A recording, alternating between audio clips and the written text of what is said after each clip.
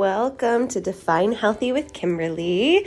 We are on our KymPossible Winter Bar program, week 4, my friends. So let's begin whenever you're ready. We're gonna warm up that spine with some cat-cow, my favorite. Inhale into that cow spine, exhale into that cat spine.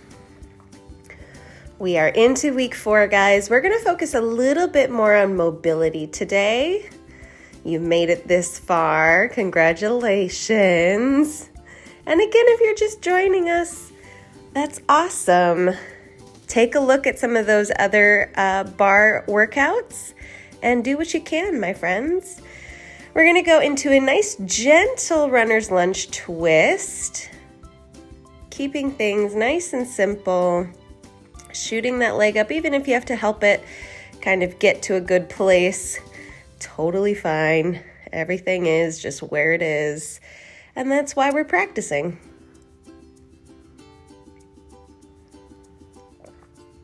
Good.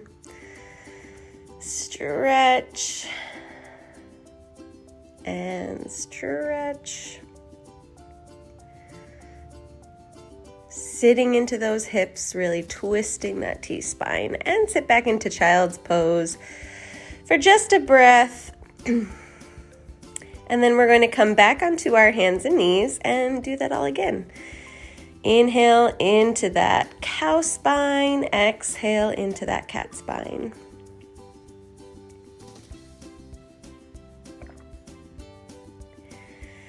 Enjoy the breeze.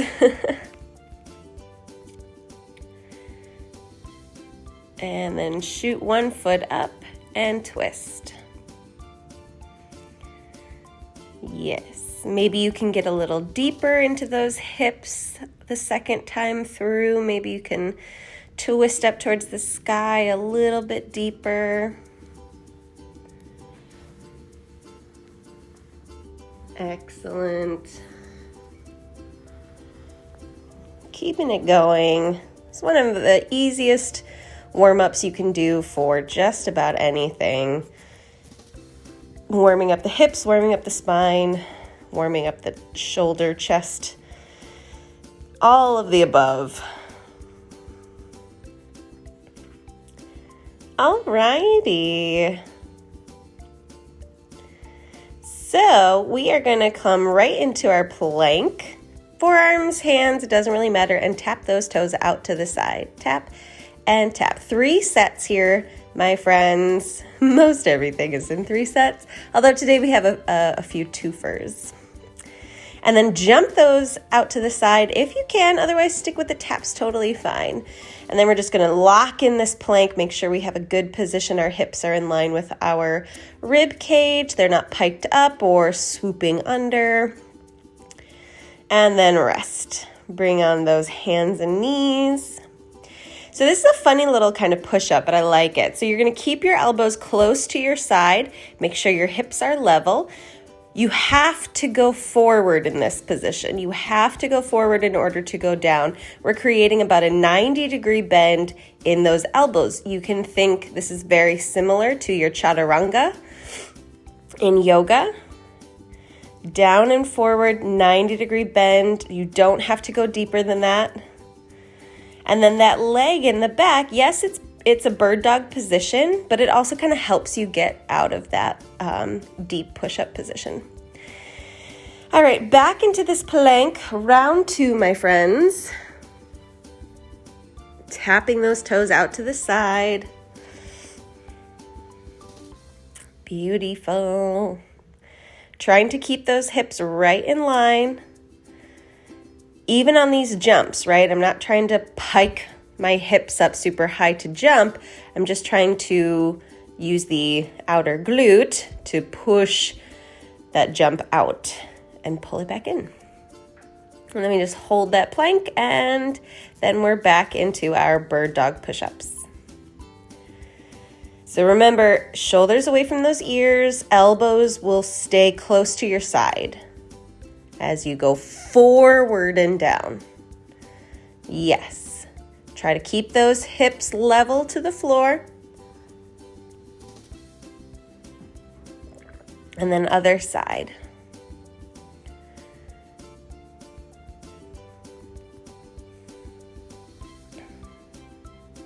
That foot kind of counterbalances the weight going into the arms, so you can get a little bit bigger range of motion.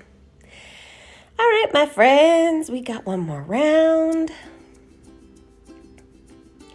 Tapping those toes out to the side, tap, tap, tap.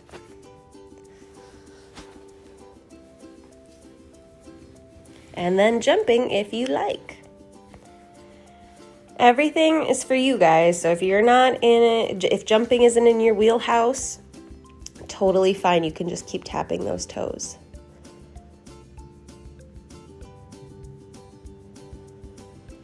And then coming on down, and we got one last set of our bird dog push-ups. Reach one leg out, down, forward, and down. Keep those elbows close, squeeze those lats a little bit. Yeah, I can't count here. I meant to do 4 on each side, and this last round, you know, we're doing 8. Oh well, oops. Such is life. I got distracted by the breeze or something, who knows. That's all right. A few extra for good luck never hurt anybody. But what you do on one side, you should probably try to do on the other. Good and nice. All right. Whoopsie-daisies. Oh, well. Okay, we're going to flip on over. Now, we've only got 2 sets of abs here. Although, I say 2 sets. We've got 2 sets in like every direction. So here our feet are flat, and I'm trying to lift up and over a ball on each exhale. Exhale to lift, then hold. Bring those knees in, and the same thing. Inhale, lower, exhale, lift. Trying to go up and over a ball. Try not to pull that head. Allow the the abs around the ribs to pull you up. And then we've got bicycles. Click, click, kick, kick. Then you're going to let those knees fall, and the same thing. Now here, even though the knees are twisted, you're still trying to go straight up towards the sky.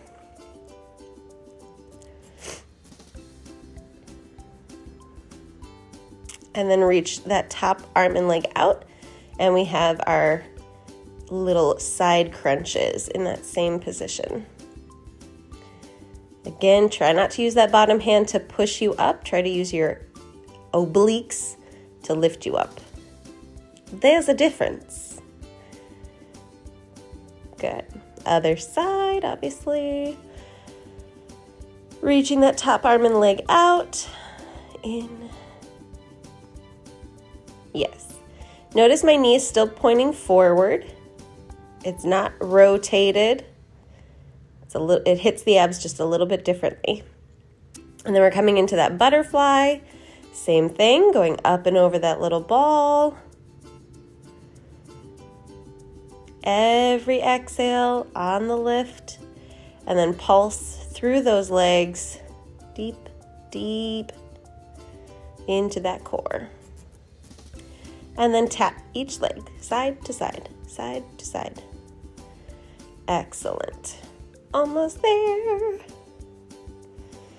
And then straighten those legs out, and we come up and up and up and up. Everything's an 8, guys.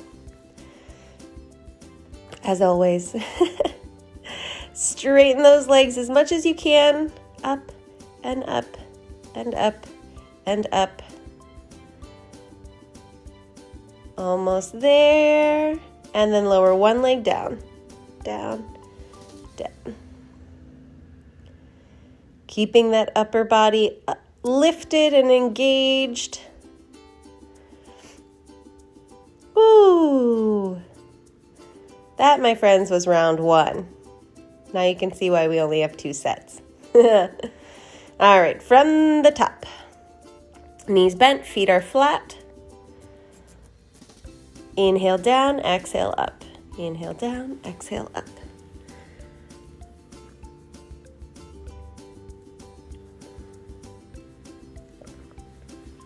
Knees up in tabletop. Even if you have to slow it down to make sure you get the breath going with the right part of the movement, totally fine. Exhale to lift. Anytime you're like, I'm not sure if I'm feeling this where she said I should feel it, feel free to hit pause, slow down the movement, and get it to where I'm telling you should feel it. You know, if we're doing a move and I'm like, you should feel it in the back part of your leg, and you feel it in the front. Okay, well then your position is probably just a smidge off. I shouldn't say off, less efficient.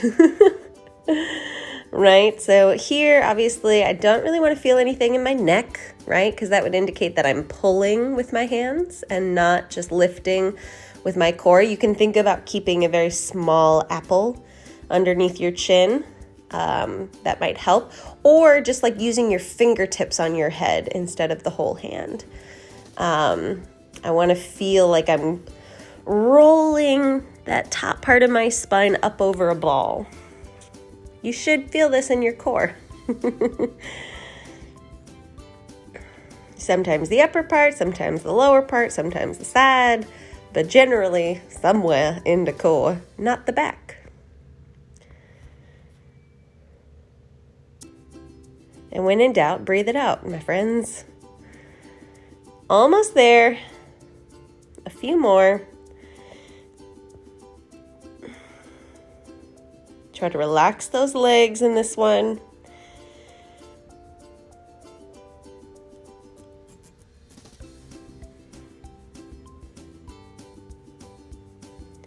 Last one, lifting those legs up.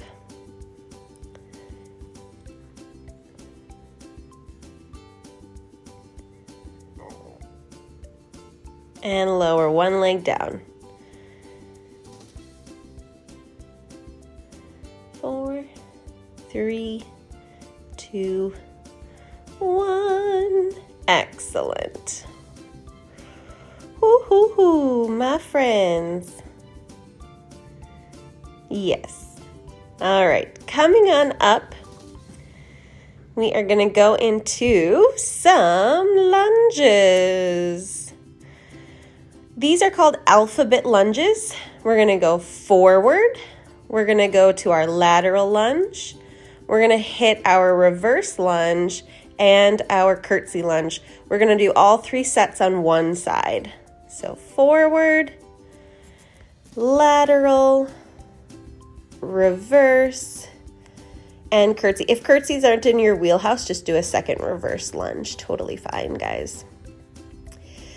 Notice on the lateral lunge, you allow that chest to come more forward than the other lunges, right? Our lateral lunge is going to be more like our deadlift, and all of the other 3 lunges are going to be more like our squat. So hold that curtsy or reverse and half reps, half up, half down, half up, half down. Squeezing those inner thighs if you're in that curtsy position, right? Sitting into that front heel, and then we're going to shoot that knee forward and step right back into that curtsy lunge. Shoot it all the way up, all the way back. Now the curtsy lunge, you still are as long in your feet, like you're taking a big enough step back, just like your reverse lunge. There's just a slight cross in those legs. So try to keep your hips pointing generally forward on that one and take a big step back. Yeah, I'm taking about the same size step from my reverse lunge to my curtsy. Big step back, and then curtsy, big step back. Forward. I love these kind of lunge sequences because they get you moving in all different planes of motion. We're moving forward, we're moving side, we're moving backwards, and then we have a little twisty guy. Hold this one, and then half reps, half up, half down, half up, half down. Try to sit in the back part of the front leg. Whatever leg's in front, You're trying to sit into the back part of that guy, which is also why you should think about taking a nice big step back. Not too far. Still want to be able to drop that back knee, but a nice big step so you can sit into the back part of that front leg as much as possible. Excellent. Ooh, dance it out. We've got one more round on this side. Okay, so forward and side and back and curtsy. Yes. Trying to find full range of motion in each of these movements. We're not going super fast, so you have the time. Wherever your full range is, try to hit it. Maybe, if you're not quite to the floor yet, getting a little bit deeper, especially on this third round, right? Should be nice and warm by now. Hold this last one and then lift and sit. Half reps, half up, half down, half up, half down. And then very similar movement, we're going down and lifting that knee, driving it out to the side. Good. Sitting, sit, and sit. Now, just for funsies, we're going to check that balance. Tap that heel and lift. We're bending our standing knee, but we're not lifting the heel. And we're tapping in each position. Forward, side, and back. Forward, side, and back. This is really good for those quads, right? That standing side quad, but also the standing side glute. Oh, yeah. We'll shake it out. We'll shake it out. Those are called tap downs. They're a great warm-up. They're also, as we're using today, a good cash out. All right, so we got the second side, my friends, second side. So we step forward, and we step side, and we go reverse, and we go curtsy.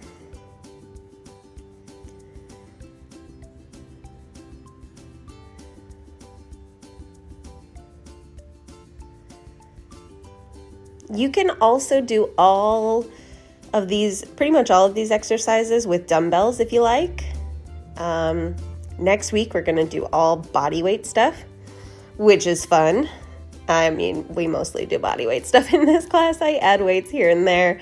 But just to make it a little bit more accessible, we're going to do one that you don't actually need any weights. Find those half reps in that curtsy lunge or reverse lunge, wherever you're at. Whatever you did on the first side, do on this side. And then come down and lift up. Whoa, balance is a thing. That's all right. Don't judge it, just move on. Excellent. Sit and push. Now, because that curtsy lunge is kind of twisted, I am lifting my knee kind of to the diagonal to fall in line with that. But if you're in a reverse lunge position, you can just drive it forward. Totally fine. Second round. Good. Yes. With my bulky sweatshirt, it kind of looks like I have my hands in my pockets. Just nonchalantly doing some lunges here. But I don't. I have them on my hips. And I kind of like this position because I can feel where my hips are moving. If you also, sometimes I will place like my thumb on my lower rib and my fingertips on my hip bones. And that can kind of tell you if your pelvis is rocking and rolling or if it's nice and stable. As much as I like some rock and roll, I don't want it in my pelvis. I want my pelvis to be nice and stable through all of these movements so that I can better access the muscles I want to work, right? Form, this is why I'm a proponent of form over everything, is if you can get your form right, you're going to target the muscles that you are trying to work. If you don't know what muscles you're trying to work with a given exercise, feel free to leave a comment. I can help you with that. That's kind of my job. But we want to concentrate the work in different muscle groups. That's the whole point of working out, is you want to get stronger in a certain area. You want your whole body to get stronger, right? So different exercises will target different movement systems, as well as muscle groups. So I mainly base my training off of movement patterns, right? We're going to do a squat pattern. We're going to do that in a whole bunch of different ways. We're going to do a push pattern. We're going to do a pull pattern. We're going to do that in a whole bunch of different ways. But your form in each of those exercises is crucial because I want to concentrate the work in the muscle that I am trying to work, right? So that's why I'm a big proponent of where do you feel this working? And if you don't know, take some time, slow things down, and just figure out where you feel it. There's no right or wrong answer. Testing that balance. I shouldn't say there's no wrong answer, because like if you feel it in a joint, that's kind of a wrong answer. It's not wrong in that, you know, you're wrong for feeling it there, but it is wrong in that we don't want to feel things in our joints. We want those joints to be able to move.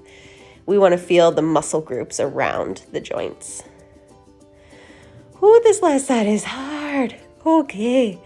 Ooh, okay, we're done with that. Oh, yes. Let those legs shake out for a hot second. Pick up those weights. All right, nice wide stance. The weights can just kind of fall in front of your legs. We're going to do our pliés, just 2 sets. It's a little bit of a cash out, but also a little bit of a sort of reset from all those lunges. Sit as deep as you can into those heels. Those knees should be traveling right over those toes. Love it. Good. Sit and lift. I have to adjust because there's like a bendy part of my roof there. Lift those heels up. You want a nice, stable, firm ground. Making sure the heels are traveling over the middle toes. They're not wobbling in, wobbling out. All right, we got a balance check. We're going to do our curl to overhead press with our heels raised. So lock out those quads. Squeeze those glutes forward. Put some tension in those legs and core to keep you stabilized. Try not to scrunch those toes, but spread those toes. Excellent. Hoo, hoo, hoo. Good, good, good. Lower those heels. Shake it out a little bit. We've got one more round of that. Alrighty. So we sit and lift. Trying to get as deep as you can in that plie squat, making sure those knees travel right over those toes. Excellent.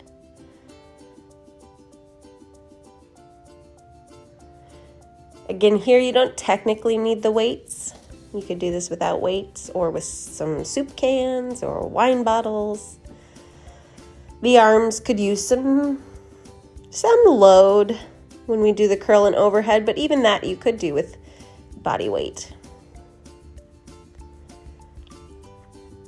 All right, keep those toes up, curl and overhead. Curl and overhead. Yes. Dig deep. I know it burns. Let it burn, my friends. Let it burn. And if you drop those heels a second, that's all right. All righty. Put those weights off to the side. Whoo, and take a break. Hydrate, get some water, just shake it out. We're almost there, guys. Yes. If you have a second, please like and subscribe. You can stay consistent this way. It's easier to find workouts. You can also follow me on Instagram. I got a lot of great stuff on there. And yes, thank you for your support. All right. If you need to take a longer break, feel free to hit the pause button. Otherwise, we're going to go on to some B stance squats. So we're going to start with our normal squat, just to kind of, reiterate the pattern. So feet are about shoulder width, maybe a little wider. And knees, again, travel right over the middle of those toes. Sit and lift. Now, the fun thing about a B stance is it creates an uneven and unstable position. So you're going to take one foot, you're going to travel back so where your toes are in line with your front heel.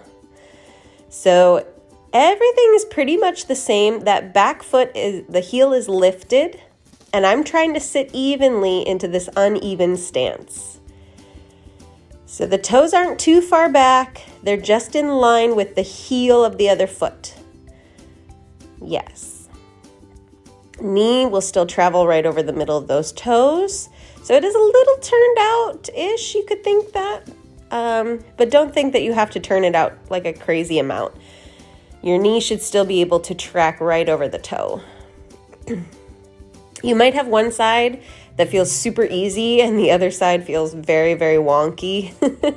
That's normal. This is an uneven stance, and you're trying to be even within the unevenness. It's a metaphor for life. Shake it out. We're just going to do, it's a very simple pattern. It's a lot of squats, but a very simple pattern. That's the thing about working out too. It is simple. It is quite simple. Not always easy. It's not always easy, but it is that simple. Getting healthier is that simple. Whether your goal is to get stronger or lose weight or whatever, or both, or neither, it probably is that simple. Not easy, but it is that simple, my friends. Good. Finding that B stance on this is the first side of the second set. Trying to sit down, keep that chest up. Everything is the same as your normal squat, except it's a little uneven. These kinds of exercises, coupled with like the alphabet lunges that we did earlier, are so good just for the health of your hip joints, particularly your hip joints. Because, we might train in the frontal plane, but you're not always moving in that plane, right? You're stepping sideways to avoid a dog, or, running up the subway stairs and somebody's running down. You got to step sideways and up, or, somebody calls your name and you twist around, or you got to pick up a toy, or, so many different movement patterns that don't fall into the deadlift or squat or push and pull, right? They fall into all of them at the same time. So training these systems, training your body to be even when you're on uneven surfaces, training your body to move forward and side and back and twist. That is the recipe for longevity of movement. Then you can talk about load and tempo and, explosiveness and endurance and all of that stuff on top of the movement patterns, right? And that's how you build a program, my friends.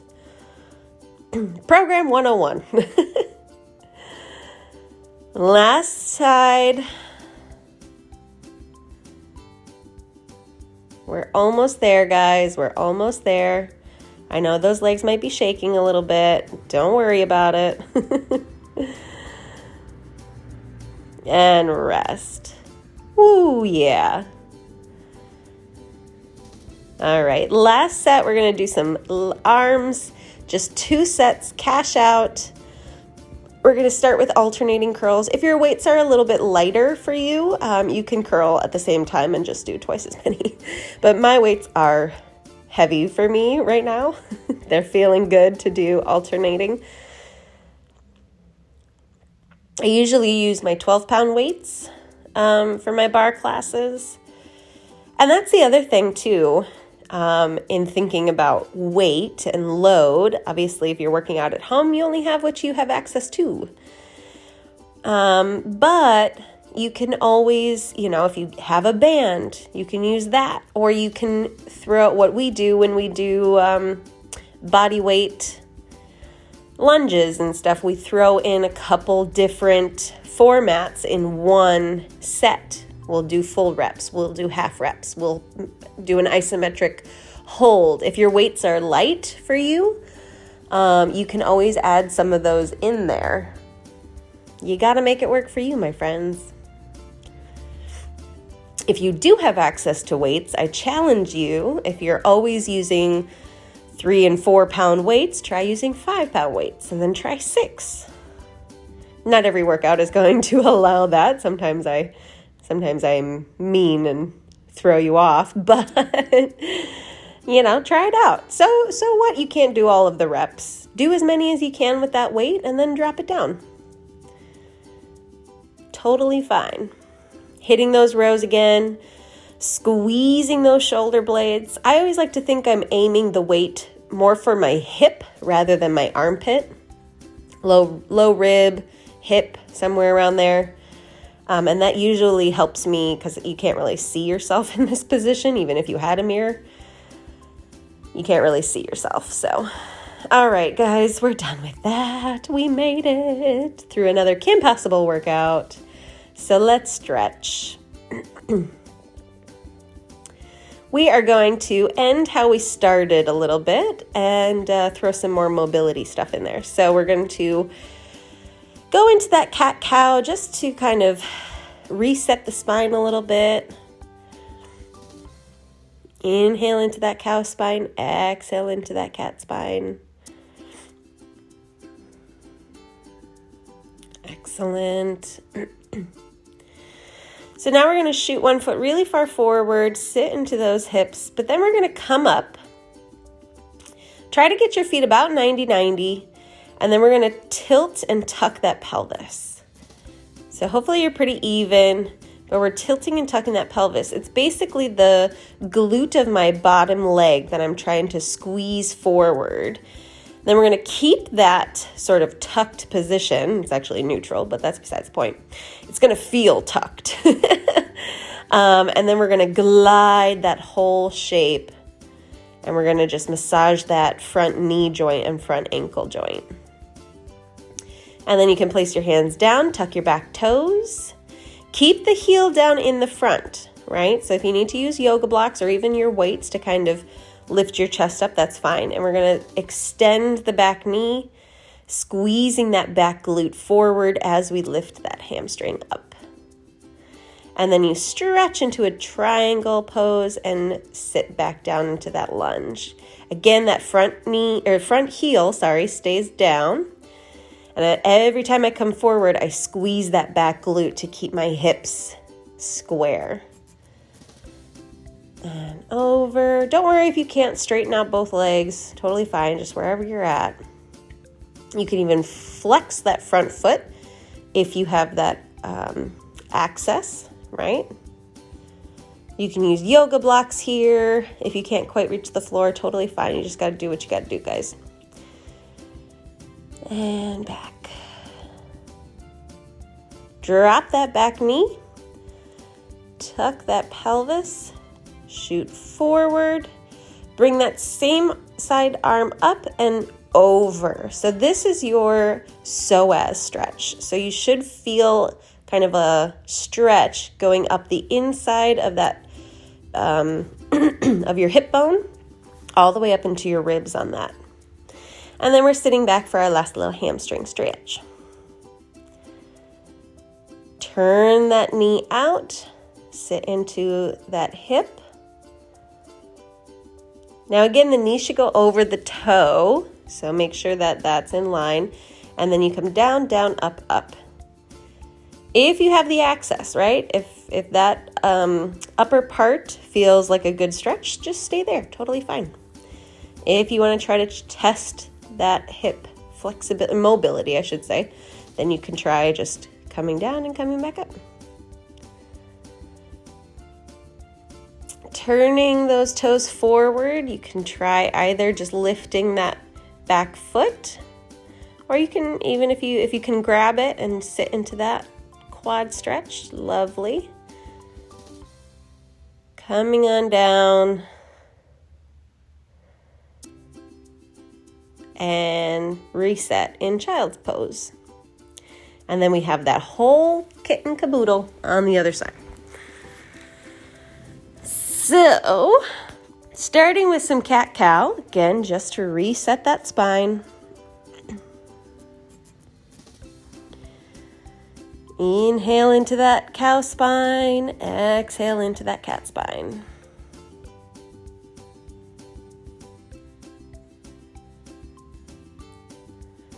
Lovely. Shoot the other leg really far forward. Come on up and tuck and tilt that pelvis. Using that back glute. So in this case, it's my left glute to squeeze my pelvis into neutral. Even just doing that, squeezing that back glute should get the hip flexor to stretch, right? They work in opposites, just like your quad and your hamstring, right? When one contracts, the other one has to stretch. So if we're stretching the quad, even just engaging the hamstring can get a deeper quad stretch. Likewise, if we're stretching the hamstring, engaging the quad can get you a deeper hamstring stretch. So in this case, stretching the hip flexor, engaging the glute can get deeper into that hip flexor stretch. Coming forward, squeeze that glute, pushing back, keep those hips parallel or squared, however you want to think about that. Or if you want to think you have headlights on your hip bones, they should both be pointing towards your mat. If you can, flex that front foot.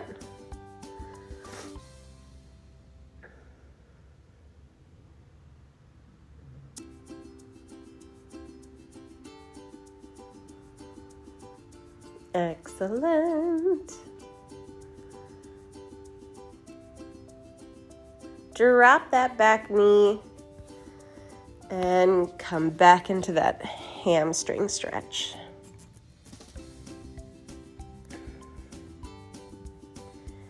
Even here, if you're a little bit more upright, if you can't sit on your feet like that, that's totally fine.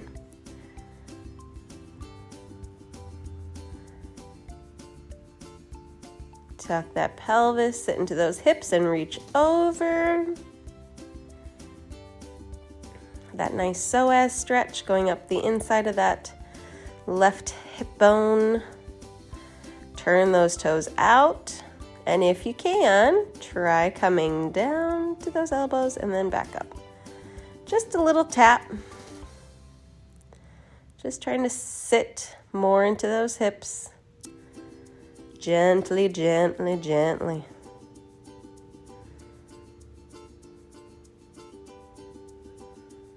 Squeeze that back leg up. That gets the hamstring involved. If you can, grab that foot.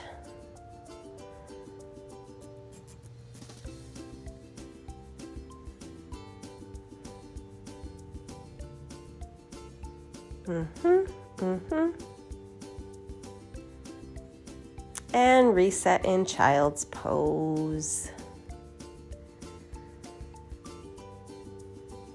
Last thing we're gonna do is some nice deep breathing. So underrated.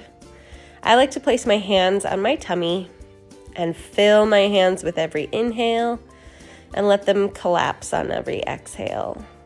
Trying to make your inhales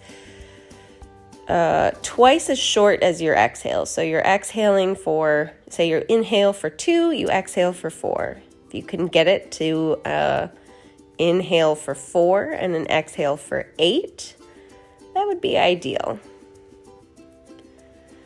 3 to 5 deep breaths a day can help calm the nervous system, can help you focus, Oxygen is so important, and it's one of those things you can't always feel, but you definitely feel better after a couple deep breaths. And then just take a second to breathe normally. Don't try to push it in any which way. And you did it, my friends. Thank you for joining me. I hope you keep this up. And as always, thank you for your support.